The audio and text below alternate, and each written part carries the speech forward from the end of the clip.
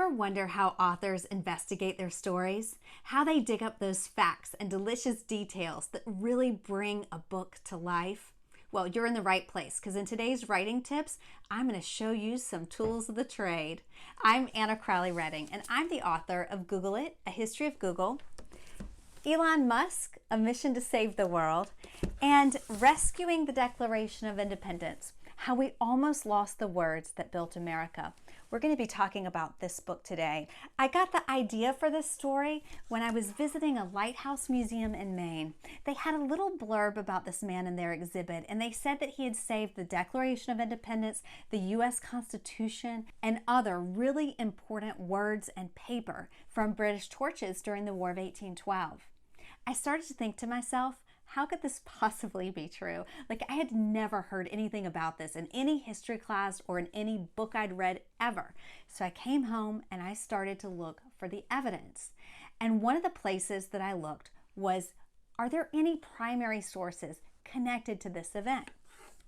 So one of the things that I knew about the story was that Stephen Pleasanton worked for James Monroe. He was the Secretary of State at that time. And James Monroe was spying on the enemy to see if indeed the British were coming, and they were. And he knew this was a serious problem because Washington was a new capital at that time, and it was not protected, it was not defended. So he had to get a warning to the President of the United States and to his own clerk. Stephen Pleasanton was his clerk, and he receives this warning, and it's the last three words really that are intended for Stephen. Remove the records. Remove the records. The records, right. The original Declaration of Independence, the original Constitution, and all the other paperwork that went up 3 floors of this building. So Stephen Pleasanton, this is important because Stephen Pleasanton has a decision to make, and this really sets off the action of the story. He's got to decide, oh, nope, I did not receive that letter, I did not read it, I did not see it, I'm going to go home and forget all about it.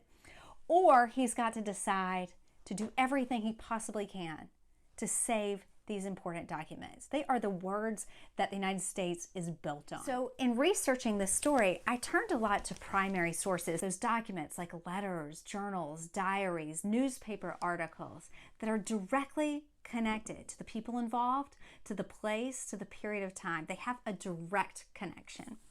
Now, you may have visited Washington and seen the original documents. They are on display at the U.S. National Archives. But it is also a research center, and a lot of it is digital now and online and available to you. So that's one of the places where I went to look for evidence, for clues that this actually happened. And that's when I found this. This is a photograph of the letter that was sent to Stephen Pleasanton, a copy of the one that was sent to the President of the United States. And sure enough, it says the enemy's in full march for Washington. And then those last 3 words, remove the records. So that's how I know that that really happened. That is just the first part of investigating this story, and it's just one tool. Now, I have the links for you in the description below for the U.S. National Archives and also the Library of Congress, another treasure trove of primary sources for you to investigate and find those stories that really stand out to you, and start digging and investigating and see what clues you can find that really bring those stories to life. Well, I hope you liked today's writing tip, and if you want more, I'm just getting started. So watch the next video and subscribe to the channel so you don't miss a trick.